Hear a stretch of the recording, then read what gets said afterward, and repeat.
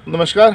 आज आपके सामने जो महत्वपूर्ण विषय है उसके बारे में बात चर्चा करने के लिए हम लोग आए हैं। आज जो लगता है भाजपा की सरकार को गए हुए अब अभी 1 महीना भी नहीं बीता है और 15 दिन में ही भाजपा के लोग हताश, निराश और सड़कों पे उतरने के लिए झूठा हो हल्ला करने को तैयार है।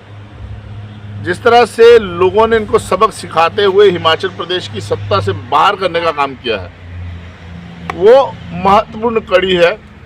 मेरा मानना है कि हिमाचल की जनता ने इनको अस्वीकार करते हुए सत्ता से बाहर किया। कारण इनकी योजनाएं, इनकी नीतियां, इनकी सरकार की फेलियर जो सोच थी, उसके कारण ये सत्ता से बाहर हुए। पिछले कल जो विभाग जिनकी झूठी घोषणाएं चुनाव आते ही भाजपा की सरकार ने की थी और चुनाव के समय में लोगों को ठगने का काम एक तरह से किया गया था, हमारी सरकार, कांग्रेस की सरकार ने, हमारे मुख्यमंत्री जो कि ज़मीन से जुड़े हुए संगठन से मेहनत करके आज इस पद पे पहुंचे हैं, हमारे उप मुख्यमंत्री जो कि ज़मीन से जुड़े हुए और लंबा अनुभव रखते हैं, दोनों की सोच ने जो डी नोटिफिकेशन की है विभागों की, वो काबिले गौर है। क्योंकि बिना इंफ्रास्ट्रक्चर के, बिना योजनाबद्ध तरीके के, बिना अधिकारियों के जिन विभागों की घोषणा बीजेपी ने जाते जाते की थी, उनका जो बड़े स्तर पे लोगों को ठगने का एक काम किया गया था, उसको डी नोटिफाई करना ज़रूरी और जनता के हित में हो गया था। मेरा मानना है कि जिस तरह से हमारे मुख्यमंत्री और हमारे सरकार में जो चुने हुए नुमाइंदे हैं, उनकी जो सोच है और जिस तरह से कांग्रेस का इतिहास रहा है हिमाचल प्रदेश में, हिमाचल की जनता के साथ जुड़ के, हिमाचल की जनता की भावनाओं के साथ जुड़ के काम करने का, उसके तहत काम किया जाएगा। और अगर भावनाएं चाहती होंगी, जनता की भावनाएं चाहती होंगी, तो निश्चित तौर पे हिमाचल प्रदेश की सरकार जिन जिन विभागों को बंद किया गया है, जहां जहां ज़रूरी होगा उनको दोबारा से खोला जाएगा, पर इंफ्रास्ट्रक्चर और अधिकारियों के साथ खोला जाएगा। सर, आपकी जो सरकार है उसने आते ही एक नोटिफिकेशन निकाली थी कि जो 6 महीने अप्रैल के बाद जो भर्तियां हुई है उनको मतलब उनके ऊपर जांच की जाएगी। तो क्या सर, जो नए जो बच्चे हैं, जो नौकरी जिनको मिली है, तो क्या उनको बाहर निकाल दिया जाएगा? ज़रूरी ये नहीं है कि नौकरी किस मिली है, ज़रूरी ये है कि नौकरी मिली किसको है। क्या किसी का अधिकार मार के, किसी के अधिकार को दरकिनार करते हुए, किसी की क्वालिफिकेशन को दरकिनार करते हुए अगर किसी को नौकरी दी गई है, किसी को किसी पद पे रखा गया है, तो उसके ऊपर कार्रवाई होना लाजमी बनता है। और पिछले 5 साल में जिस तरह से भाजपा की सरकार ने, ख़ास तौर पे सिंचाई विभाग की बात करूं, और जिस तरह से विभागों में इन्होंने कर्मचारियों को भरने का काम किया, उसके ऊपर कड़ी कार्रवाई हमारे सरकार द्वारा की जानी चाहिए। नौजवानों के, पढ़े लिखे नौजवानों के हितों के ऊपर कुठाराघात करते हुए, जिस तरह से इन्होंने क्वालिफिकेशन को दरकिनार करते हुए, काबिलियत को दरकिनार करते हुए अपने चहेतों को नौकरियां बैकडोर से देने का काम किया, उसके ऊपर कार्रवाई होना लाजमी बनता है। और मुख्यमंत्री की सोच और हमारी कांग्रेस की सोच पहले ही नौजवानों के हितों के साथ खड़ी है, और मेरा मानना है कि इसके ऊपर कार्रवाई बनती है और की जानी चाहिए। सर, जो पिछली सरकार में आपने पहले भी कई बार इन मुद्दों को उजागर किया कि भ्रष्टाचार चरम सीमा पे है हिमाचल प्रदेश में, तो क्या उस भ्रष्टाचारियों पे और भ्रष्टाचार पे लगाम लगाई जाएगी आपकी सरकार द्वारा? देखिए, कांग्रेस के कार्यकर्ताओं ने 5 साल लंबा संघर्ष किया है। कांग्रेस के कार्यकर्ताओं ने 5 साल पूरी मेहनत के साथ कांग्रेस को जिंदा करने के लिए, कांग्रेस को दोबारा सरकार में लाने के लिए काम किया है। कांग्रेस के कार्यकर्ताओं को जिस भ्रष्टाचार ने कुचलने का काम किया, जिस भ्रष्टाचार ने 5 साल इनके जो चुने हुए नुमाइंदे थे, इनके जो चहेते लोग थे, जिस तरह से भ्रष्टाचारी तरीके से उन्होंने लोगों को ठगने का काम किया, जिस तरह से भ्रष्टाचार फैलाते हुए उन्होंने लोगों के हितों को बेचने का काम किया, उसके खिलाफ कार्रवाई बनती है।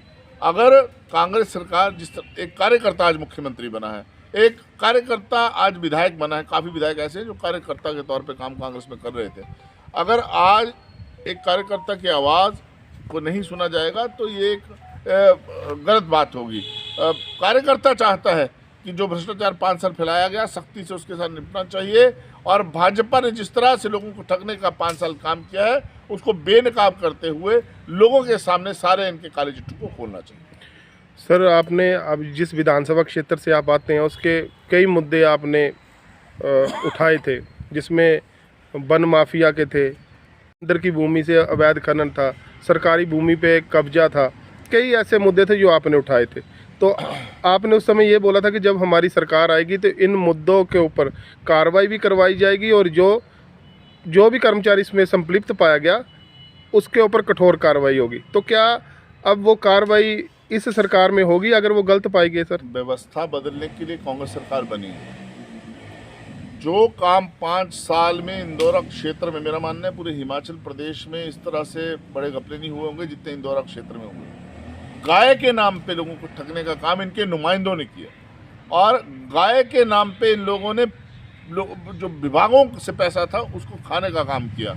आरटीआई से और अन्य सोर्सों से जो हमारे पास जानकारियां हैं उसको लेके कड़ी कार्रवाई के लिए हम लोग आगे आएंगे, हमारे कांग्रेस के लोग आगे आएंगे। पढ़ा लिखा विधायक चुना है लोगों ने, मजबूत नौजवान विधायक चुना है, और 15 साल बाद कांग्रेस की सोच को यहाँ विधायक बनने का मौका मिला है। मुख्यमंत्री और सरकार के आशीर्वाद से हम लोग इसके ऊपर कड़ी कार्रवाई की मांग करेंगे। जो घपले, जिस तरह से ज़मीनों पे कब्जा हुआ हो, जिस तरह से गाय के नाम पे ठगने का काम किया गया हो, जिस तरह से एक हफ्ता वसूली इस क्षेत्र में पर्ची काट के गाय के नाम पे की गई हो उसके ऊपर, और जिस तरह से वक्फ बोर्ड की ज़मीन को दबाने का काम किया गया हो, मंदिर नमटाल में जो घपला हुआ है उसमें जो संलिप्त पाया जाएगा उसके खिलाफ कड़ी कार्रवाई करने के लिए हम लोग मांग करेंगे।